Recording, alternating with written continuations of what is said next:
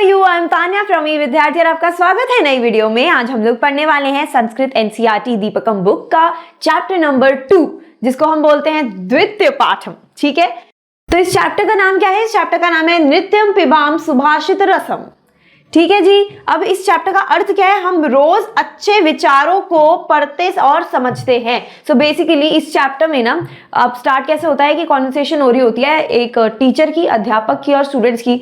तो वो पूछते हैं कि सुबह उठ के क्या करना चाहिए, कैसे करना चाहिए और अच्छे विचारों को हम कैसे करते हैं। अच्छा, इसका मतलब क्या है? अगर हम बात करें सुभाषितानी का मतलब क्या है? सो बेसिकली इसका मतलब है शुभ, मतलब अच्छे विचारों का मिश्रण। अच्छे विचारों को, सुंदर विचारों को सिर्फ लगाना नहीं होता। स्कूल में हम जो देखते हैं ना, हर जगह पेंटिंग्स लगी होती हैं, ये वो काफी कोट्स भी लगे होते हैं। इट्स बिकॉज कि वो चाहते हैं कि हम देखें, पढ़ें और वो हमारे मन में आ जाए वो बात, और फिर हम अच्छा सोचें भी।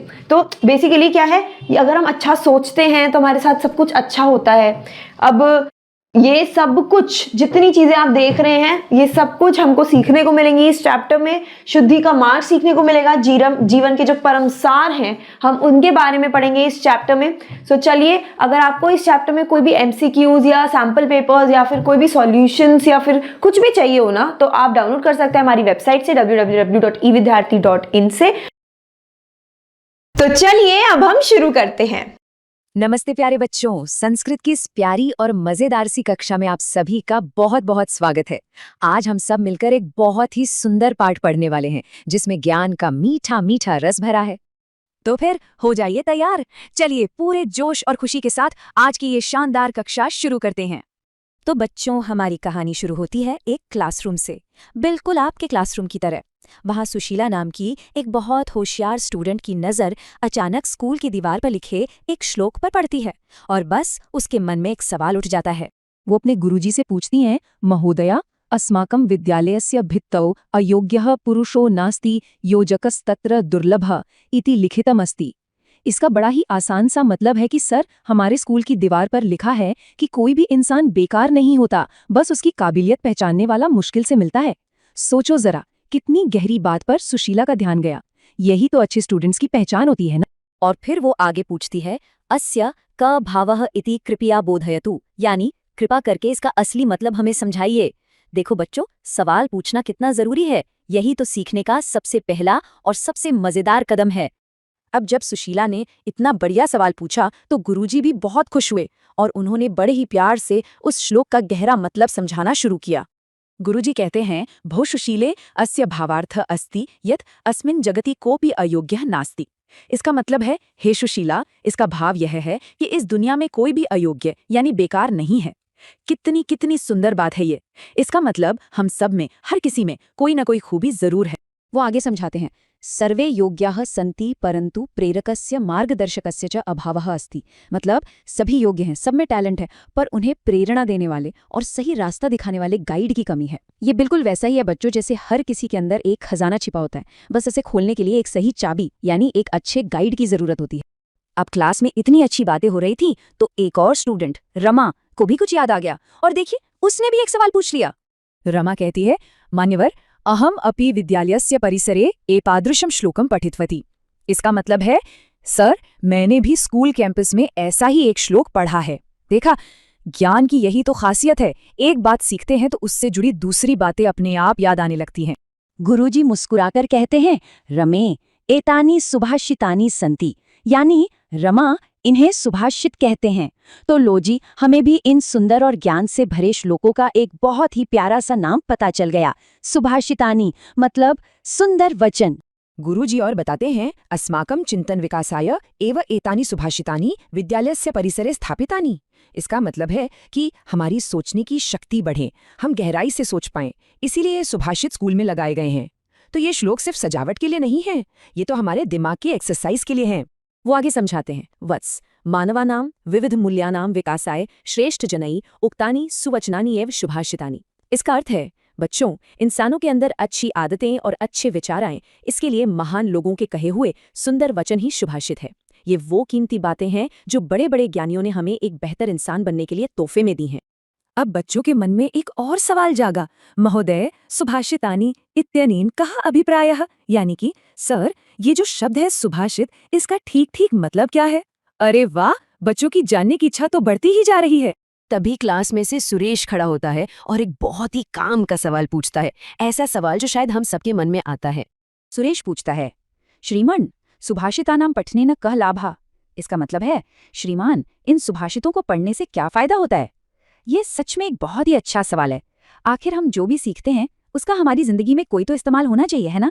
गुरुजी बड़े प्यार से जवाब देते हैं, प्रिय सुरेश, सुभाषितानां पठनेन अस्माकं नैतिकः सामाजिकः च विकासः भवति। इसका अर्थ है, प्यारे सुरेश, सुभाषितों को पढ़ने से हमारा नैतिक और सामाजिक विकास होता है। इन अच्छी बातों को सीखकर हम एक अच्छे इंसान बनते हैं, और जब हम अच्छे बनते हैं तो हमारे आसपास की दुनिया भी अच्छी हो जाती है। गुरुजी आगे कहते हैं, अस्माभिः किं कर्तव्यम किंच न कर्तव्यम इति सुभाषितानि बोधयन्ति। इसका मतलब है, हमें क्या करना चाहिए और क्या नहीं करना चाहिए, ये सुभाषित हमें सिखाते हैं। ये तो लाइफ के रास्ते पर एक गूगल मैप्स की तरह है, जो हमें हमेशा सही रास्ता दिखाते हैं कि किधर जाना है और किधर नहीं। गुरुजी की बातें सुनकर तो क्लास के सारे बच्चे एकदम जोश से भर गए। सबके सब इतने एक्साइटेड हो गए कि उन्होंने मिलकर एक फैसला लिया। सारे बच्चे एक साथ बोले, अहो वयमपि सुभाषितानि पठितुमिच्छामः, यानी अरे वाह, हम भी सुभाषित पढ़ना चाहते हैं। यही तो है सीखने का असली मजा, जब दिल से आवाज आए कि हमें और जानना है और सीखना है। फिर उन्होंने अपने गुरुजी से प्रार्थना की, कृपया अस्मान् पाठयतु, जिसका मतलब है कृपा करके हमें पढ़ाइए। देखिए, ज्ञान पाने के लिए इन बच्चों में कितनी विनम्रता और कितनी ज्यादा इच्छा है। बच्चों का उत्साह देखकर गुरुजी भी बहुत खुश हो गए और बोले, समीचीनम तर्हि वयम सुभाषितानां रसम पिबामः। इसका हिंदी में अर्थ है, बहुत अच्छा, तो फिर चलो हम सब मिलकर सुभाषितों का रस पीते हैं। तो चलिए हम भी इन प्यारे बच्चों और गुरुजी के साथ मिलकर ज्ञान के इस मीठे रस का, इन सुभाषितों का जी भरकर आनंद लेते हैं। आज हम बात करेंगे संस्कृत के कुछ बहुत ही अनमोल वचनों की, जिन्हें सुभाषित कहते हैं। ये वो सूत्र हैं, आप समझिए, जो सदियों से हमारे जीवन को एक सही राह दिखाते आए हैं। तो चलिए इस ज्ञान के सागर से आज कुछ मोती चुनते हैं। तो हमारे पहले खंड में हम ये जानेंगे कि वो कौन से गुण हैं जो किसी भी इंसान के व्यक्तित्व को, उसकी पर्सनालिटी को सम्माननीय और प्रभावशाली बनाते हैं। चलिए देखते हैं। तो शुरुआत करते हैं हमारे पहले श्लोक से। वस्त्रेण वपुषा वाचा विद्याया विनयेन च। इसका मतलब क्या हुआ? इसका अर्थ है अच्छे और साफ सुथरे कपड़ों से, एक स्वस्थ शरीर से, मीठी बोली से यानी मधुर वाणी से, विद्या से और विनम्रता से। आप सोचिए, हमारा जो व्यक्तित्व है वो किसी एक चीज से नहीं बनता, बल्कि इन 5 मजबूत खंभों पर खड़ा होता है। यही तो हमारी पहली पहचान बनते हैं, है ना? वकारे पंचभिर युक्तो नरो भवति पूजितः। मतलब जिस इंसान में ये 5 व से शुरू होने वाले गुण होते हैं ना, वो हमेशा हर जगह सम्मान पाता है। जब ये 5 गुण किसी एक व्यक्ति में मिल जाते हैं तो सोचिए, आदर तो अपने आप ही मिलेगा। और यही तो एक संपूर्ण, एक कंप्लीट व्यक्तित्व की असली निशानी है। चलिए अब देखते हैं दूसरा श्लोक। ये श्लोक हमें उन आदतों से सावधान करता है जो हमारी सफलता के रास्ते में सबसे बड़ी रुकावट बन सकती हैं। षड् दोषाः पुरुषेणेह हातव्या भूतिमिच्छता। इसका अर्थ है, इस दुनिया में जो भी इंसान समृद्धि यानी तरक्की चाहता है, उसे इन 6 दोषों को, इन 6 बुरी आदतों को छोड़ ही देना चाहिए। ये एक बहुत ही सीधी और स्पष्ट चेतावनी है कि अगर जीवन में आगे बढ़ना है तो इन आदतों की गठरी को तो उतार फेंकना ही होगा। निद्रा, तंद्रा, भय, क्रोध, आलस्यम, दीर्घ सूत्रता। और वो 6 दोष कौन से हैं? बहुत ज्यादा नींद, सुस्ती या ऊँघना, डर, गुस्सा, आलस और काम को टालने की आदत। सच पूछिए तो इनमें से हर एक दोष हमारी तरक्की के रास्ते में एक बहुत बड़े पत्थर की तरह है, जो हमें आगे बढ़ने से रोकता है।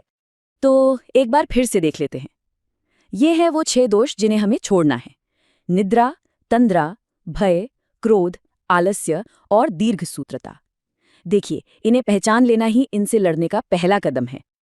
अच्छा, अब आते हैं तीसरे श्लोक पर। यह श्लोक शुद्धि यानी प्योरिटी पर है, और यह हमें बताता है कि हम अपने तन, मन और आत्मा को कैसे साफ, कैसे स्वच्छ रख सकते हैं। अद्भिर्गात्राणि शुद्ध्यन्ति मनः सत्येन शुद्ध्यति। इसका अर्थ है कि हमारा शरीर पानी से शुद्ध होता है और हमारा मन सत्य से। कितनी सीधी पर कितनी गहरी बात है ये। जैसे शरीर की सफाई के लिए रोज नहाना जरूरी है, ठीक वैसे ही मन को साफ रखने के लिए हमेशा सच बोलना, सत्य के रास्ते पर चलना जरूरी है। विद्या तपोभ्याम भूतात्मा बुद्धिर ज्ञानेन शुध्यति। इसका मतलब है कि हमारी आत्मा विद्या और तपस्या से शुद्ध होती है और हमारी बुद्धि, हमारा इंटेलेक्ट ज्ञान से शुद्ध होता है। मतलब लगातार सीखते रहने से और मेहनत करने से हमारी आत्मा निखरती है और सही ज्ञान हमारी बुद्धि को एकदम कुंदन की तरह चमका देता है। तो चलिए अब हम अपने दूसरे खंड की ओर बढ़ते हैं।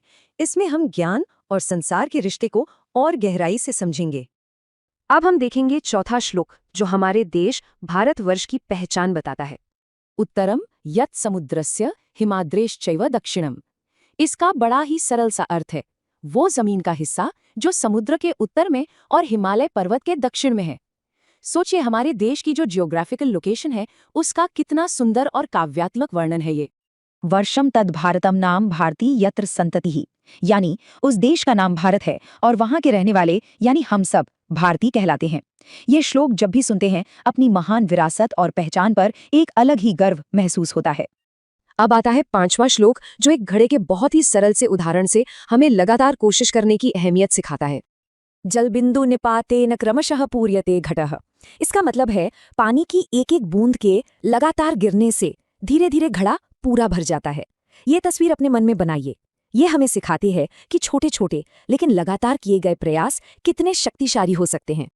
सव हेतुः सर्व विद्यानाम धर्मस्य च धनस्य च। और यही नियम, यही सिद्धांत हर तरह की विद्या पाने में, धर्म के रास्ते पर चलने में और धन कमाने में भी लागू होता है। जैसे बूंद बूंद से घड़ा भरता है, ठीक वैसे ही रोज रोज की छोटी छोटी कोशिशों से ही हम बड़ी सफलता हासिल कर पाते हैं। तो अब छठा श्लोक ये हमें बताता है कि हमारी बुद्धि का विकास, हमारे इंटेलेक्ट का डेवलपमेंट कैसे होता है। यह पठति लिखति पश्यति परिपृच्छति पंडितानुपाश्रयति। इसका अर्थ है जो पढ़ता है, लिखता है, ध्यान से देखता है यानी ऑब्जर्व करता है, सवाल पूछता है और विद्वानों के संगत में रहता है, असल में वही तो ज्ञान का सच्चा खोजी है। वो हर तरफ से सीखने के लिए हमेशा तैयार रहता है।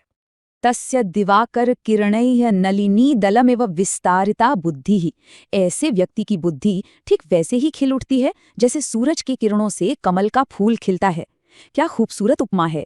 ज्ञान की रोशनी हमारी बुद्धि को भी एक बंद कली से एक खिले हुए सुंदर फूल में बदल देती है। और अब हम आ गए हैं अपने अंतिम खंड पर, कर्म और वचन।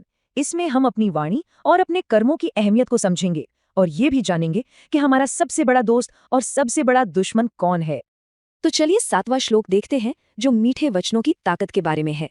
प्रिय वाक्य प्रदानेन सर्वे तुष्यन्ति जन्तवः। यानी मीठे और प्यार भरे वचन बोलने से सभी जीव जंतु खुश हो जाते हैं। ये तो एक यूनिवर्सल ट्रूथ है ना। प्यार की भाषा हर कोई समझता है, चाहे वो इंसान हो या कोई और प्राणी। तस्मात् तदेव वक्तव्यम वचने का दरिद्रता। इसीलिए हमेशा मीठे बोल ही बोलने चाहिए।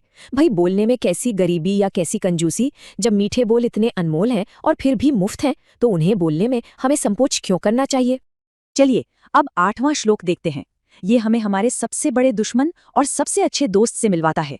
आलस्यम ही मनुष्यानाम शरीरस्थो महान रिपुः। इसका एकदम सीधा मतलब है आलस्य ही इंसान का सबसे बड़ा दुश्मन है, और वो दुश्मन कहीं बाहर नहीं बल्कि उसके अपने ही शरीर में रहता है। ये कितनी गहरी बात है कि हमारा सबसे बड़ा शत्रु बाहर नहीं बल्कि हमारे ही अंदर छिपा बैठा है। नास्त्युद्यमः समो बंधु कृत्वा यम नावसीदति। इसका मतलब है कि मेहनत जैसा, परिश्रम जैसा कोई सच्चा दोस्त हो ही नहीं सकता, क्योंकि जो इंसान मेहनत करता है वो कभी दुखी या निराश नहीं होता। मेहनत ही वो सच्चा साथी है जो हमें कभी भी किसी भी हाल में गिरने नहीं देती। और अब हम आ गए हैं अपने अंतिम श्लोक पर, और ये कोई साधारण श्लोक नहीं है। इसे 18 पुराणों का सार मतलब उनकी समरी कहा जाता है। अष्टादश पुराणेषु व्यासस्य वचनद्वयम्। इसका मतलब है महर्षि व्यास कहते हैं कि 18 पुराणों में सिर्फ 2 ही बातें सबसे मुख्य हैं, सबसे जरूरी हैं। जरा सोचिए, इतने बड़े बड़े शास्त्रों का सारा ज्ञान, सारा निचोड़ अब बस 2 वाक्यों में हमारे सामने आने वाला है। परोपकारः पुण्याय पापाय परपीडनम। और वो 2 वचन हैं। परोपकार सबसे बड़ा पुण्य है, यानी दूसरों की भलाई करना, और परपीडनम सबसे बड़ा पाप है, यानी दूसरों को दुख देना। बस यही हर धर्म और हर अच्छी शिक्षा का मूल है, उसका आधार है। तो याद रखिए, परोपकारः पुण्याय पापाय परपीडनम। दूसरों की मदद करना पुण्य है और दूसरों को तकलीफ देना पाप है। आज हमने जितनी भी बातें सीखी उन सब का सार शायद इसी एक पंक्ति में है। बस एक बार सोच कर देखिए क्या होगा अगर हम सब हर दिन सिर्फ इस एक विचार को जीने की कोशिश करें? उम्मीद करती हूँ आपको ये चैप्टर अच्छे से समझ आ गया हो, और अगर आ गया हो तो do like, share and subscribe. अपने दोस्तों के साथ शेयर करना ना भूलें और वेट करिए अगली वीडियो का। बाय।